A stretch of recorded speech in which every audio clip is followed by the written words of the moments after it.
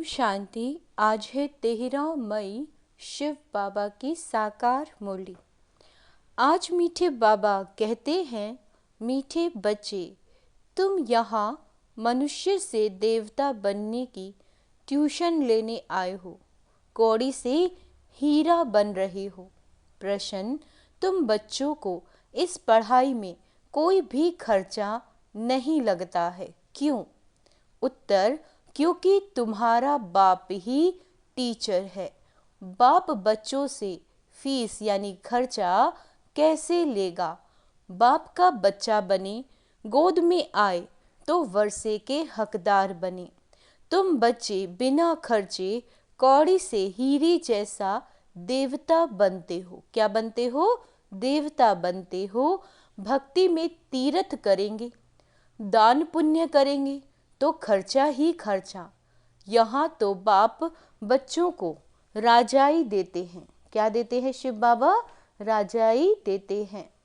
बाबा कहते, सारा वर्षा मुफ्त में देते हैं, पावन बनो और वर्षा लो। ओम शांति। बच्चे समझते हैं कि हम स्टूडेंट हैं। बाप के स्टूडेंट क्या पढ़ रहे हो? बाबा पूछ रहे हैं, बताओ क्या पढ़ रहे हो? हम मनुष्य से देवता बनने की ट्यूशन ले रहे हैं। हम आत्माएं परम पिता परमात्मा से ट्यूशन ले रहे हैं। अभी समझ गए कि जन्म बाई जन्म अपने को देह समझते थे, न कि आत्मा। वह लौकिक बाप फिर ट्यूशन के लिए और जगह भेज देते हैं, सदगति के लिए और जगह भेज देते हैं। बाप बूढ़ा हुआ तो फिर उनको वानप्रस्थ में जाने की दिल होती है। बाबा कहते, परंतु वानप्रस्थ के अर्थ को कोई जानते ही नहीं है। बाबा कहते, अभी तो हम पतित हैं। जहाँ से हम आत्माएं आई है वहाँ तुम पावन थे। यहाँ आकर पाठ बजाते बजाते पतित बने हैं। अब फिर पावन कौन बनाए? बाबा पूछ रहे हैं, बताओ कौन पावन बनाए? पुकारते भी हैं, हे पतित पावन। गुरु को तो कोई पतित पावन कह नहीं सकते। गुरु करते हैं फिर भी एक में पूरा निश्चय नहीं बैठता। इसीलिए जांच करते हैं, ऐसा कोई गुरु मिले जो हमको अपने घर अथवा वानप्रस्थ अवस्था में पहुंचाए। उसके लिए बहुत युक्तियां रचते हैं। जहाँ सुना फलाने की महिमा है, वहाँ जाएंगे। जो इस झाड़ का सैंपलिंग है, उनको तुम्हारे ज्ञान का तीर लग जाता है। समझते हैं यह तो क्लियर बात है। बरोबर तुम वानप्रस्थ अवस्था में जाते हो ना, कोई बड़ी बात नहीं। टीचर के लिए स्कूल में पढ़ाना कोई बड़ी बात नहीं। भक्तों को क्या चाहिए यह भी किसी को पता नहीं।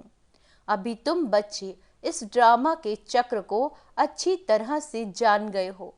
तुम जानते हो बरोबर बाप ने ही वर्षा दिया था, जो अब दे रहे हैं, फिर उसी अवस्था में आएंगे। सो तो तुम बच्चे समझते हो। पहली मुख्य बात है, पावन बनने के लिए बाप को याद करना है। लौकिक बाप तो सबको याद है, पारलौकिक बाप को जानते ही नहीं। अभी तुम समझते हो, अपने को आत्मा समझ बाप को याद करना सहज ते सहज भी है और डिफिकल्ट ते बाबा कहते डिफिकल्ट भी है। बाबा कहते, आत्मा इतना छोटा सितारा, बाप भी सितारा है। वह संपूर्ण पवित्र आत्मा और यह संपूर्ण अपवित्र। संपूर्ण पवित्र का संग तारे। बहुत गहरी लाइन है बाबा के ये वाक्य। संपूर्ण पवित्र का संग तारे, सो तो एक का ही संग मिल सकता है। संग चाहिए जरूर, फिर कुसंग भी मिलता है। 5 विकार रूपी रावण का, उनको कहा ही जाता है रावण संप्रदाय। तुम अभी बन रहे हो राम संप्रदाय। तुम राम संप्रदाय बन जाएंगे, फिर ये रावण संप्रदाय नहीं रहेगा। यह बुद्धि में ज्ञान है। राम कहेंगे भगवान को, भगवान ही आकर राम राज्य स्थापन करते हैं, अर्थात सूर्यवंशी राज्य स्थापन करते हैं। राम राज्य भी नहीं कहेंगे, परंतु समझाने में सहज होता है। राम राज्य और रावण राज्य वास्तव में है सूर्यवंशी राज्य। तुम्हारा एक छोटा पुस्तक है, हीरे जैसा जीवन कैसे बने। अब हीरे जैसा जीवन किसको कहा जाता है, मनुष्य क्या जाने, सिवाय तुम्हारे लिखना चाहिए हीरे जैसा देवताई जीवन कैसे बने। देवता अक्षर ऐड होना चाहिए। तुम फील करते हो हम हीरे जैसा जीवन यहाँ बना रहे हैं, सिवाय बाप के और कोई बना ना सके। किताब है अच्छा, उसमें यह अक्षर सिर्फ ऐड करो। तुम असुरी कौड़ी जैसे जन्म से देवताई हीरे जैसा जन्म सेकंड में प्राप्त कर सकते हो, बगैर कौड़ी खर्चा। बच्चा बाप के पास जन्म लेता है और वर्षे का हकदार बनता है। बच्चे को खर्चा लगता है क्या? गोद में आया और वर्षे का हकदार बना। खर्चा तो बाप करते हैं, ना कि बच्चा। अभी तुमने क्या खर्चा किया है? बाबा पूछ रहे हैं, बताओ तुमने क्या खर्चा किया? बाप का बनने में कोई खर्चा लगता है क्या? नहीं। जैसे लौकिक बाप का बनने में खर्चा नहीं आता, वैसे पारलौकिक बाप का बनने में भी कोई खर्चा नहीं लगता। यह तो बाप बैठ पढ़ाते हैं, पढ़ाकर तुमको देवता बनाते हैं।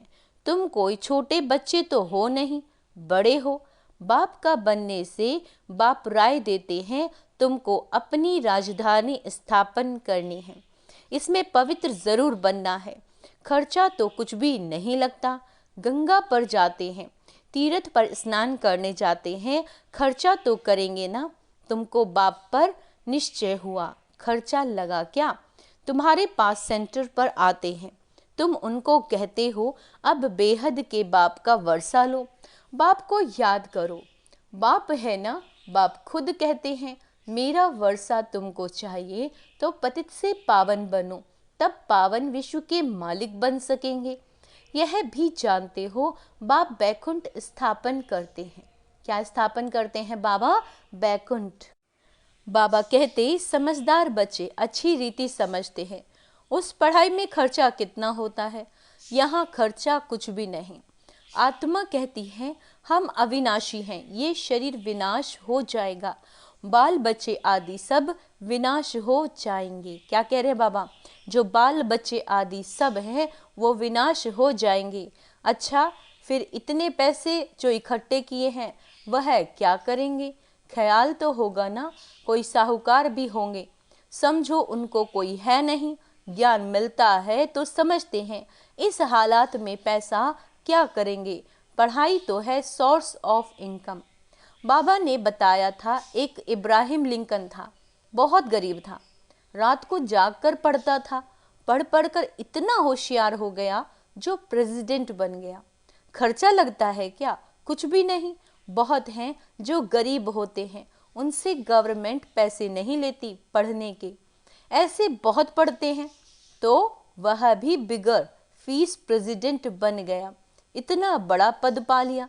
यह गवर्नमेंट भी कुछ खर्चा नहीं लेती, समझती है दुनिया में सब गरीब है। भल कितने भी साहूकार लखपति करोड़पति हैं, वह भी कहेंगे गरीब हैं। हम उनको साहूकार बनाते हैं, भल धन कितना भी हो, तुम जानते हो बाकी थोड़े दिन के लिए है, ये सब मिट्टी में मिल जाएगा। तो गरीब ठहरे ना, सारा मदार है पढ़ाई पर। बाप बच्चों से पढ़ाई का क्या लेंगे? बाप तो विश्व का मालिक है। बच्चे जानते हैं हम भविष्य में यह बनेंगे। मैं आया हूँ यह स्थापना करने, बैज में भी यह समझानी है। नई नई इन्वेंशन निकलती रहती हैं। शिव बाबा कहते हैं हमारी जो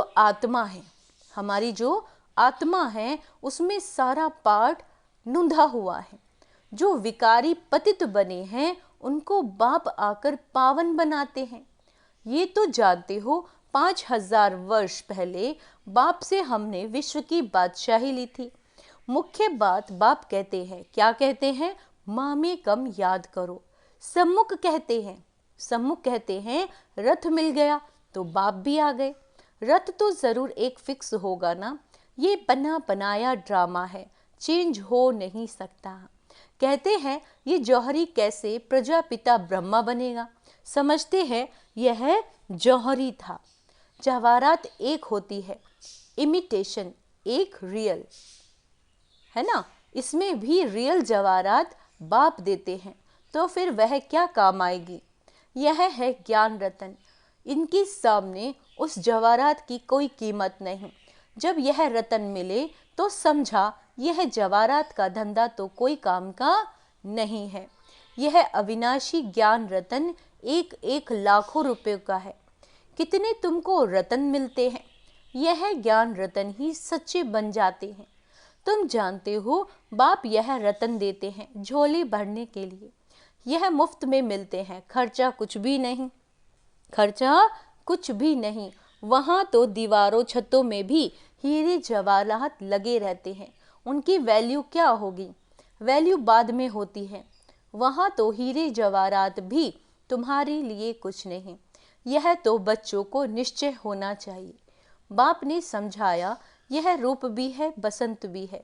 बाबा का छोटा सा रूप है, उनको ज्ञान सागर कहा जाता है, जिससे तुम बहुत धनवान बनेंगे। बाकी कोई अमृत व पानी आदि की बरसात नहीं। पढ़ाई में पानी की बात नहीं होती, पावन बनने में खर्चे की बात ही नहीं। तुमको अब विवेक मिला है। क्या मिला है? विवेक। समझते हो पतित पावन तो एक ही बाप है। तुम अपने योग बल से, किससे? योग बल से पावन बन रहे हो। जानते हो पावन बन पावन दुनिया में चले जाएंगे। अब राइट यह है या वह, इन सब बातों में बुद्धि चलनी चाहिए। ड्रामा में यह भक्ति का पार्ट भी होने का ही है। बाप कहते हैं अब तुमको पावन बन पावन दुनिया में चलना है। जो पावन बनेगा वह जाएगा, जो यहाँ ही सैंपलिंग होंगे वह निकल आएंगे, बाकी थोड़े ही समझेंगे। वह तो दुब्बन में ही, बाबा कहते हैं वह तो दुब्बन में फंसे ही रहेंगे। तुम जब सुनेंगे तब पिछाड़ी में कहेंगे, जब सुनेंगे तब पिछाड़ी में कहेंगी वो आत्माएं, ओहो प्रभु तेरी लीला। बाप पुरानी दुनिया को नई कैसे बनाते हैं, तुम्हारा यह ज्ञान अखबारों में बहुत बहुत पड़ जाएगा। खास ये चित्र अखबार में रंगीन डाल दो और लिख दो। क्या लिख दो? शिव बाबा प्रजापिता ब्रह्मा द्वारा पढ़ाकर स्वर्ग का मालिक यह लक्ष्मी नारायण बनाते हैं। कैसे? याद की यात्रा से। याद करते करते तुम्हारी कट उतर जाएगी। तुम खड़े खड़े सबको यह रास्ता बता सकते हो कि बाप कहते हैं माँ में कम याद करो, अपने को आत्मा समझो। घड़ी घड़ी याद दिलाकर फिर देखो उनका चेहरा कुछ बदलता है। नैन पानी से भीगते हैं तब समझो कुछ बुद्धि में बैठता है। पहले पहले यह एक बात ही समझानी है। 5000 वर्ष पहले भी बाप ने कहा माँ में कम याद करो। शिव बाबा आया था तब तो शिव जयंती मनाते हैं ना। भारत को स्वर्ग बनाने के लिए यही समझाया था कि माँ में कम याद करो तो तुम पावन बन जाएंगे। छोटी छोटी बच्चियां भी ऐसे बैठ समझाएं।